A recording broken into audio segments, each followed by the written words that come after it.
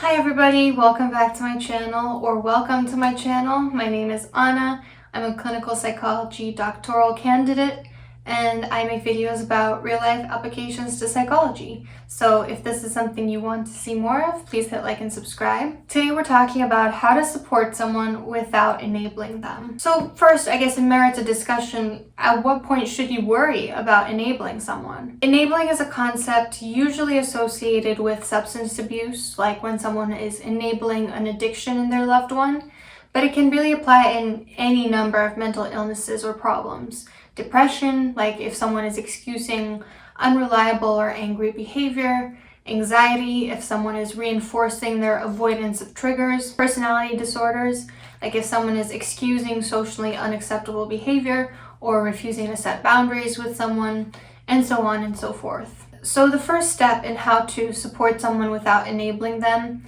you want to be there for them, but within your boundaries. Like you can say, I can't talk right now, but I'm free tonight. And sometimes people are going to be okay with that, and other times people are going to be unhappy. And that's fine. It's not your responsibility how people react to your boundaries. You can only control the boundary you set. And if it's appropriate or not, some people might not like it, especially if they're used to being enabled. Sometimes people bend over backwards when someone needs support, putting themselves and their needs on the back burner. You know the phrase, put on your own oxygen mask before you help others on a plane? Otherwise, you can't do either. If you are not getting oxygen, you can't help others. Plus, if you allow someone to break your boundaries once, they won't believe you or understand why you'll want to shift your boundaries later.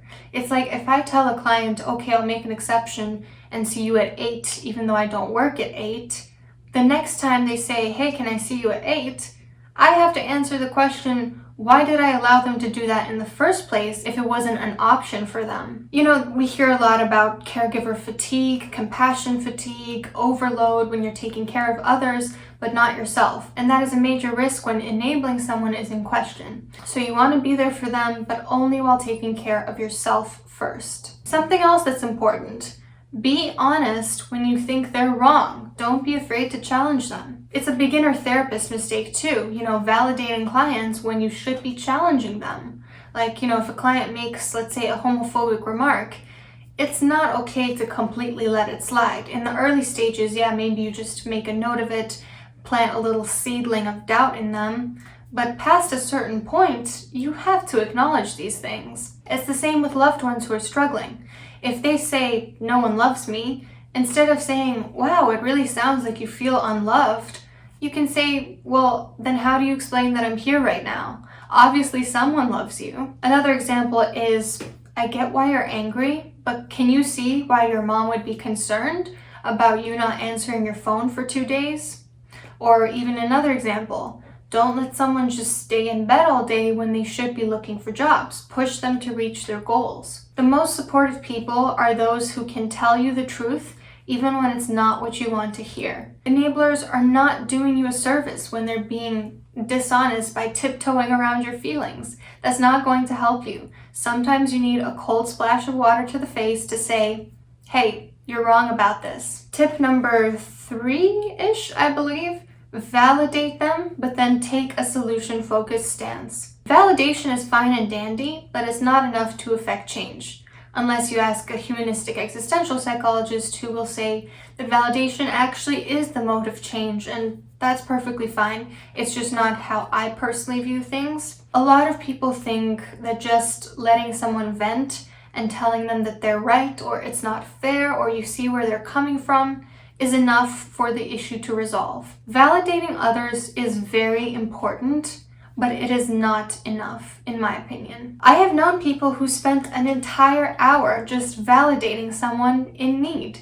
And in my opinion, a better use of that time would have been to validate for maybe 10 to 15 minutes and then go into solution finding mode. You can say something like, I completely see where you're coming from. How can I help?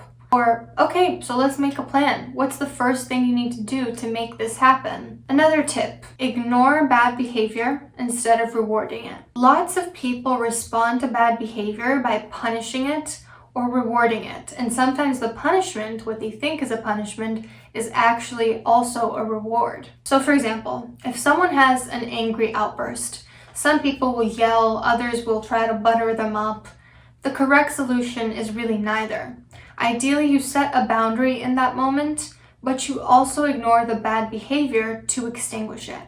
This is a behavioral concept. Like ignoring a kid who's acting out is the most effective way of extinguishing their bad behavior and the least punitive. This is why timeouts exist, because you're not punishing the kid, you're not rewarding them with more attention, you're just saying, okay, it seems like you need some time to calm down.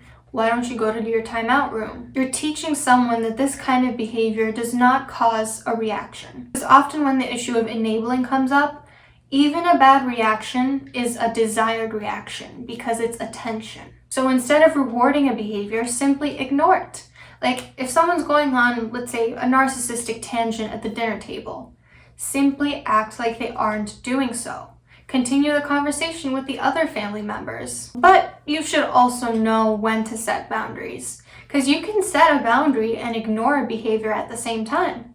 Like with the kid who's throwing a temper tantrum, you can say, it's not acceptable for you to be yelling, and go for your timeout. Or if the person at the table is, let's say, berating someone else, you can calmly say, that's really disrespectful, I hope you apologize to her, and then completely move on from the incident and never address it again. Another important way to support someone without enabling them is to help them get help, but don't work harder than them. We have this expression in therapy too. Don't work harder than your clients. In other words, do call them to follow up if they miss an appointment. Do additional research if they request certain resources, but do not call them 5 times in a row with no call back if they completely ghosted you.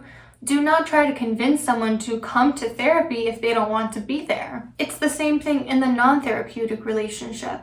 Do try to accommodate them if they ask for it, to help them get help, help them find resources, help them find a therapist.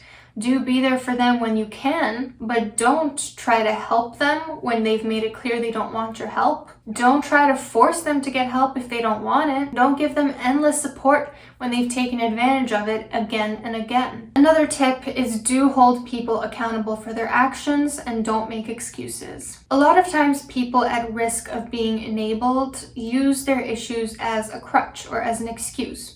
So it could be apologies such as, I'm sorry for blank, but this and that. I'm sorry I yelled at you, but my patience is so low these days. Make it very clear that you understand where they're coming from, but that does not excuse their behavior. Instead of using but statements like them, I'm sorry, but, try to use and statements. Like, I know you have a drinking problem, and that's not an excuse to say the things you said to me, because sentences that have but in there can negate the first half of your sentence. So if you say, I know you have a drinking problem, but it's not an excuse, they're hearing, she doesn't care that I have a drinking problem and she wants me to apologize. Whereas what they should be hearing is, she knows I have a drinking problem and I should apologize. And if you hear yourself starting to make excuses for the person, that is a major red flag. It's not even them saying, I'm so sorry, I've been going through a lot at work. It's you making that excuse for them that they haven't even apologized for or provided an explanation for. That's when you're really in the danger zone of enabling. Otherwise, you're completely exculpating them of any accountability. Because that's the difference between an excuse and an explanation. The purpose of an explanation is to help the other person understand what happened, not to excuse the behavior or to avoid accountability. It's, yeah, I did this really shitty thing. Hopefully this will help you understand why, but I'm taking accountability now. It is always followed up by how they're going to fix the situation for the future and how it is ultimately up to them. And lastly, accept that you cannot control their life or choices.